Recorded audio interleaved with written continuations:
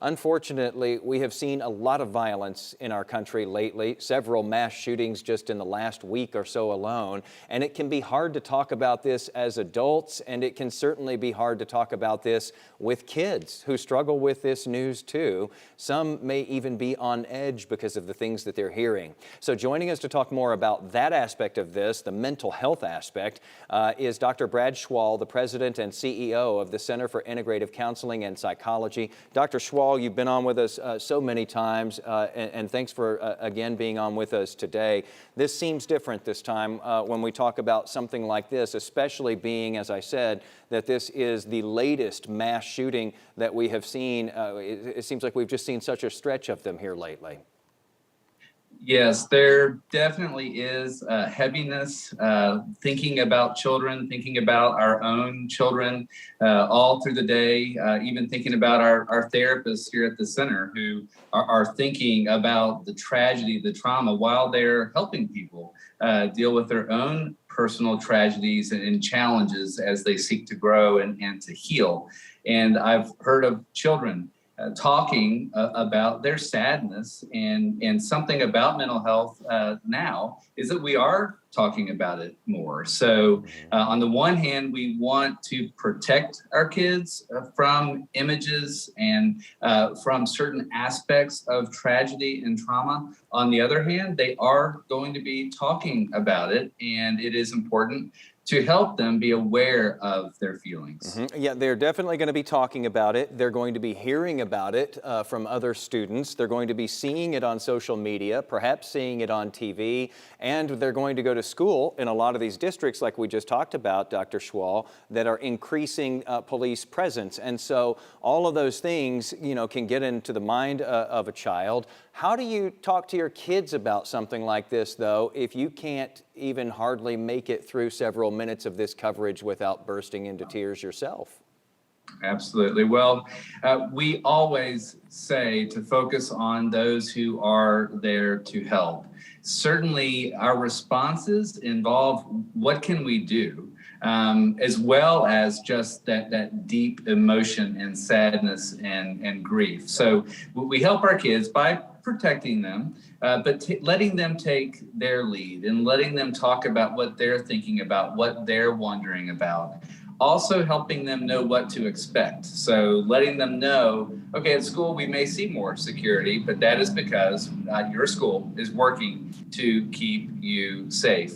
And so there is that larger issue, though, of the fact that life is unpredictable. And so our presence with our kids and even thinking about that presence for those in Uvalde who are suffering is so key. There's not always a lot we can do in the moment, but compassion helps us. I know many churches, many faith communities are gathering to pray. And so certainly those activities can be healing. I want to ask you about how involvement helps the mind as well. We know that some people have been, wanting to get involved politically on some of the issues that have come out of this. We know that people have wanted to perhaps contribute to GoFundMe accounts for the people who've been affected by this, or to donate blood or other things.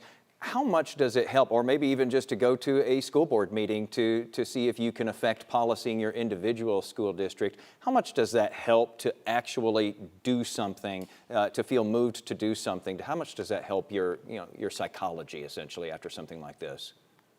It does help. We're looking for something that we can control, but we can channel that into positive influence. And one way to break down just the overwhelming nature of this tragedy is to think about our own sphere of influence. So when we talk about mental health, and it's very difficult to make correlations and to understand how mental health impacts so many aspects of behavior. But bottom line, we know that we need to create communities that are supportive, that make mental health care accessible, that are focused on measures within the community that can help keep people safe. And so I do think that effort does help us in healing for sure. So the question is, what can I do in my sphere of influence to be compassionate, to be caring, and that is something that we need to do consistently.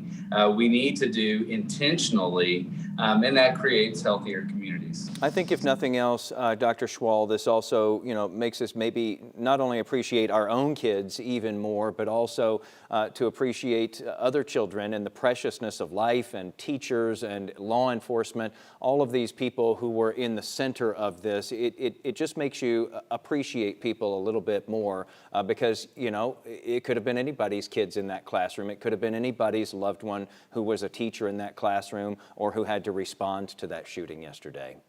Yes, and it's okay to say, I just don't understand. And sometimes by admitting what is so hard to grasp, by admitting that we are sad, that helps us heal. So we need not ignore that emotion. And then we can channel that emotion into caring for our own kids. And when they do share about their feelings, encouraging that, being open to them sharing. We don't want to say, oh, don't feel that way.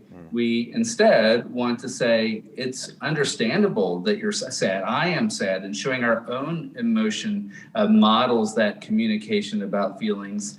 So by validating that emotion, we're helping them gain awareness. We're helping them be able to identify their feelings. And though basic, that is important to developing mental wellness. We talk about mental illness.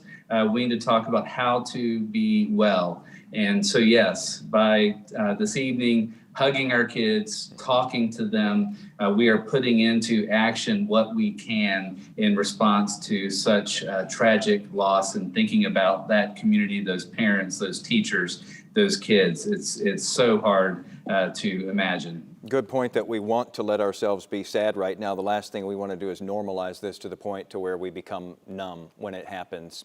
Brad Schwal, Yes. President and CEO of the Center for Integrative Counseling and Psychology. Thanks as always for being on with us today to sort through these things, Dr. Schwal. Thank you. Well, we know that a lot of you want to help the people of Uvalde. We just got done talking about that. Right now, they say their biggest need is blood donors. A lot of people were injured and sent to the hospital as well yesterday. You can donate here locally. We're also working right now to verify some of those GoFundMe pages. As soon as we are able to do that, we include those as well. All you have to do is head over to our website for the most recent list of ways that you can help out.